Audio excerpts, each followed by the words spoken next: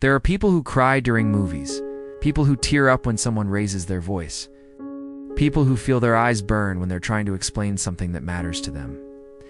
And then there are people who never cry at all. If you're someone who cries easily, you've probably heard it before. You're too sensitive. Why are you crying over this? It's not that serious. And maybe you've started to believe it. That something is wrong with you. That you feel too much. You need to toughen up. But crying easily isn't about being weak. It's about how your nervous system learned to process emotion. And understanding that can change how you see yourself. When you cry easily, it doesn't mean you're fragile. It means your body responds quickly to emotional intensity. And that response was shaped long before you understood what emotions even were. Some people learned early on that crying was the only way to release what they couldn't say. Maybe words weren't safe. Maybe no one was listening. Maybe the feelings were too big to hold inside. So the body found another language. Tears became the outlet.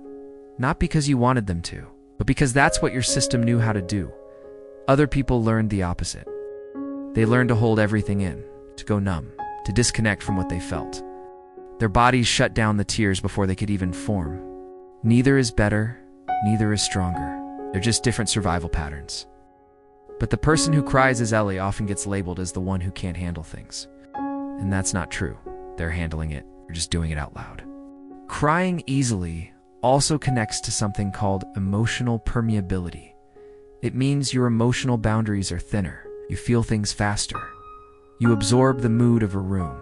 You notice when someone's tone shifts. You pick up on sadness that no one else seems to see. This isn't a flaw, it's a form of awareness. But it also means you're more vulnerable to being overwhelmed, because you're taking in more than most people realize. When someone yells, you don't just hear the volume, you feel the anger behind it. You sense the tension in the air. Your body reacts to all of it at once. Sometimes that reaction is tears. When you watch something sad, you're not just observing a story. You're feeling it as if it's happening to you. Your empathy doesn't have a filter. It doesn't ask for permission. It just floods in. And when you're trying to explain yourself and the tears start, it's not because you're being dramatic. It's because the emotion is moving through you faster than your words can keep up. People who don't cry easily often don't understand this. To them, tears mean something is falling apart. But for you, tears might just mean something is being felt. Your body doesn't always distinguish between types of emotion. It just knows this is intense. And tears are how it moves that intensity out.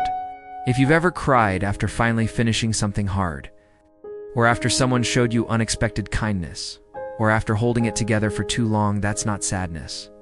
That's release.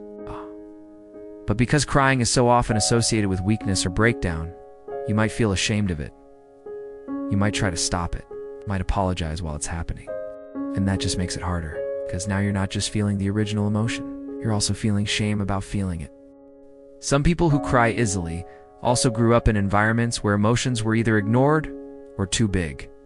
If your caregivers were emotionally distant, you might have learned to cry as a way to express what couldn't be spoken. If your caregivers were emotionally volatile, you might have absorbed their intensity and never learned how to regulate your own. Either way, your tears became a language, a way to communicate what you couldn't process alone. And now, as an adult, that pattern is still there, even when you don't want it to be. Even when it feels inconvenient or embarrassing. But here's the thing, crying easily doesn't mean you haven't grown.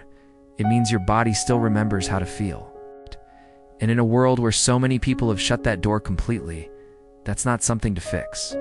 It's also worth recognizing that people who cry easily are often the same people who feel joy deeply, who laugh until their stomach hurts, who get excited about small things, who care intensely about people and causes and moments.